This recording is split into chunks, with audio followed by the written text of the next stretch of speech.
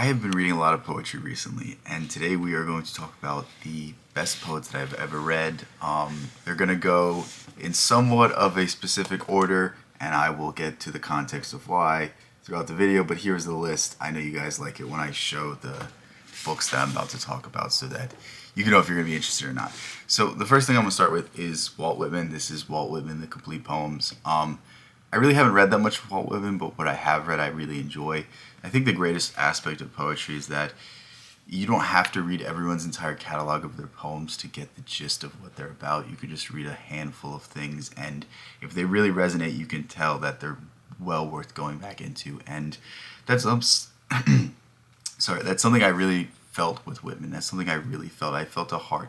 I felt a soul. I felt that there was something so deep and so simplistic about the way he viewed the world. And he actually has one of my favorite quotes, and it's something along the lines of course I contradict myself. I contain many multitudes, and if I were not to contradict myself, then I wouldn't be human. And I really butchered it. Go look it up for yourself. But that's really an idea that I think is essential to understanding what it means to be an individual and understanding what it means to be an individual, especially in this world that is asking so much of you. And he's someone that I'm going to go read more of. I really need to go back and finish Leaves of Grass. Just at the time, I wasn't.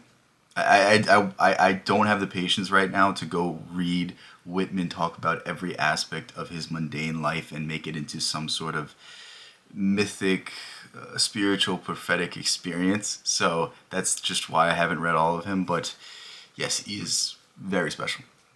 Next thing we have is Emily Dickinson, somebody that is very similar to Walt Whitman. Not as in the style of necessarily like the composition of her poems, but it talks about similar topics. And what Emily Dickinson does so well is she takes a very simple topic such as something in nature, such as a bee or a bird or the trees or the flowers, and she turns it into a cosmic experience. And some of her poems are very mundane, which are not necessarily what I enjoy reading, and that's just the reason I haven't delved into as much of her as possible, because I just don't have the time right now. I don't have the patience right now. But she really is a great writer. She really is tremendous, and she's able to capture so much about the world in just a handful of lines. And it's really a shame that while she was alive, she never got the recognition she deserves, because now she's just synonymous as one of the greatest names in all of poetry. But very much urge you to pick her up. She has very short poems that I'm sure you can go into some ChatGPT or Gemini or whatever AI and just ask for a handful of poems. You'll enjoy them. You'll have a lot of fun reading them. And she really is something special. A poet that I need to read more of, and someone that's well worth your time studying. Next person we have is Rumi. I love Rumi. Rumi is really good. This is The Essential Rumi. I think I have two different books, but by Rumi, or just two different collections by him. But Rumi is somebody that, to summarize Rumi, his basic view is love connects everything. I think that's the easiest way to describe him. And you really get a sense of that through his poems. And the thing about Rumi is it has like this air to it. It has this feeling to it. It has this soul to it that is unlike anything else I've ever read. And if you know anything about me, I love Khalil Gibran, and you can easily see the inspiration in Gibran's writing from Rumi. Well worth your time to go read, and has some of the greatest poetry you'll ever read. I've also heard that a lot of the English translations aren't that good. So at some point in my life, I'm going to go learn other languages just for the sake of reading. And Rumi will certainly be one of those people that I learn his language so that I can read the original text and get the true weight of his words, because even in a bad translation, I find him inspirational. But the next thing we go on to is, I think right now Blake is my favorite author. This is The Complete Poems of William Blake. Blake is interesting because Blake doesn't rhyme. He doesn't really follow any set structure. He kind of does his own thing. It borderlines between prophetic words, philosophical takes, poetry, as well as schizophrenic ramblings, because Blake was in his day dismissed as a madman, but there's something in his writing that is so profound. There's something in his writing that has such a weight to it, and for whatever reason it resonates with me so much. And essentially Blake's idea is that imagination is the liberating force of man, that imagination unbounded is what could could break the cycle of despair in this world. And essentially, he devotes all of his writing to this sort of idea. And Blake is not just a poet, he's also an artist as well in terms of drawing. He would engrave plates as well as write poems, and the last few years of his life he started to try to depict Dante's Divine Comedy, but he unfortunately wasn't able to finish it. But very interesting person, well worth your time studying, and perhaps his writing is the most mythic on the scale of things. It has the most weight to it. It has the most seriousness to it. It almost feels like he wrote these verses in fire, and they are burning a place in your heart when you read them. The next thing we have is Jorge Luis. I learned recently it's Borges. I've been saying Borges. Jorge Luis Borges. I hope I'm saying it right. I probably am not saying it right still, but Borges is a tremendous poet as well as a tremendous author. And if you haven't read any of his poetry, I think it's well worth to read it because, obviously he wrote pretty much anything. He wrote, reviews of movies, he wrote reviews of books, he wrote reviews of certain philosophical ideas, and then he even brushed on the occult. He wrote short stories. He pretty much did it all. But there's a certain heart to his poems, and there's a certain reverence, and there's a certain love that he feels for his surroundings. He has a tremendous poem on Emerson, and that is, in fact, the reason why I picked up this book, because, for one, I didn't know he ever wrote poetry. Picked it up, I don't know if I flipped through the pages and saw it, or I looked in the index of the poems, but I saw it on Emerson. I read the poem, and I'm like, yeah, I'm going to spend money that I shouldn't be spending right now on this book, just simply for this reason. And boy, was I happy with that decision. His poems range from a bunch of different topics, which is very typical of Borges. He is pretty much able to talk about anything, and that's what makes him super fascinating. When you talk about authors, when you talk about intellectuals, they generally stay in their own lane, and I think that's very much limiting because you can only get a set experience from that way of looking at things. You can only get a set view of the world, whereas if you expand your perspective and look at different things and look into different things, I think it gives you a much more balanced take on things, and that's what I was able to appreciate from these poems, and I'm going to continue to read them. I've not read all of them, but this is a book that I pick up from time to time, read a few poems, and then put down again, and I'm extremely impressed with the style of writing, what he's able to capture, the different themes he talks about, and really a big inspiration for the book that I wrote recently, which is right here, Epitaphs, which is just a collection of poems about different topics. And yeah, if you read my writing, you can see his influence on me. And with that said, let's get into the next thing. The next thing we have is the Divine Comedy by Dante Alighieri. I'm not even going to try to say it. Alighieri, something like that. Everyone just calls him Dante. I should have just called him Dante. I don't know how else to describe Dante aside from it's some of the finest writing I've ever read.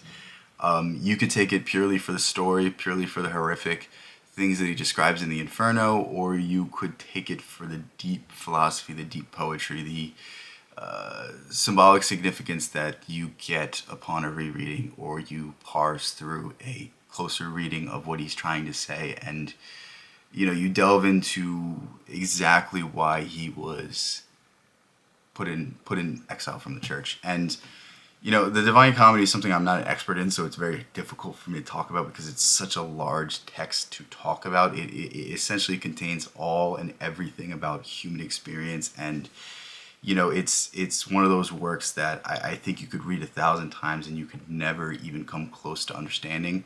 And for that reason, I'm gonna have to include it on this list because it's a beautiful, beautiful work. You can reread it endlessly, and you can continually parse new meaning, new hope, new inspiration from. And yeah, I really want to study it more, and I really want to become even more obsessed than I am right now with it. But on to the next thing. The next thing we have is Rilke's Book of Hours.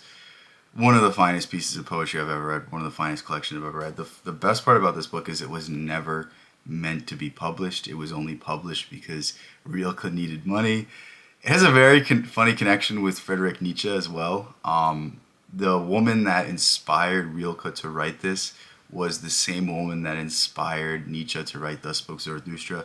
So this woman, Salome, I think her name is, I think that's how you say it, essentially inspired some of my favorite works that I've ever read, two of the greatest works that I've ever read. And yeah, hats off to her. She did a great job inspiring two of these guys. And really, what Rilke's Book of Hours is it's essentially his explanation of God, his explanation and his expression of love for God. It's some of the most interesting, fascinating writing I've ever read, and the similes, the metaphors, the comparisons he makes are really tremendous. And he's another person that I'm reading a translation of, and I can tell that it was probably better because the original had a rhyme scheme. This version didn't have a rhyme scheme. I don't really care about rhyming, but generally when an author takes the kind of time to devote their poetry to rhyming, there's some structure, there's some format, there's something in between the lines that you miss. And you know, I've always wanted to go study Jung in his original language. I've always wanted to study Nietzsche in his original language. You know, you have Schopenhauer, you have Hegel, you have various other names that wrote in German that I think would be fascinating. I hope all those people wrote in German. I know one of them didn't write in German, and I'm regretting saying that. But yeah, perhaps that's the next thing I go to explore once I have read a lot of the major works, to start learning other languages and to start seeing what the authors I like sound like in their original. But the last thing we have is the collected works of Khalil Gibran. And if you're going to read anything by Gibran, it should probably be, like, if you're only going to read one book from Gibran, it should probably be this one, The Prophet. One of the finest things that anyone has ever written in all time, and that will be a sentiment that exists forever because it is truly something special. Really what it is it's about a prophet who's leaving a city and he's giving advice one last time before he goes and never returns. And you know, the people of the city ask him questions from how to raise a child to how to experience love to how to experience pain, you know, everything under the sun. And Gibran answers it in these poetic verses that are philosophical yet spiritual yet deep yet reverberate through your soul because there's a truth in them that can't be captured through ordinary conversation, that can't be captured through ordinary wisdom. And you know, the thing that I always come back to from this work is every sorrow deepens your joy. Every time you experience pain, it allows you to appreciate the good times that much more. And it's that juxtaposition, it's that yin yang, it's that push pull that gives your life any sort of happiness, any sort of purpose, any sort of meaning. And he's, like I said, you can easily see the likeness to Rumi in his writing, and you can easily pick up anything he reads and just understand that this is a man that experienced happiness and hardship, and he is able to capture it in exactly the same page and make you cry and make you laugh all at the same time. And there's a weight to him, there's a heart to him that I think is unlike anything else I've ever read.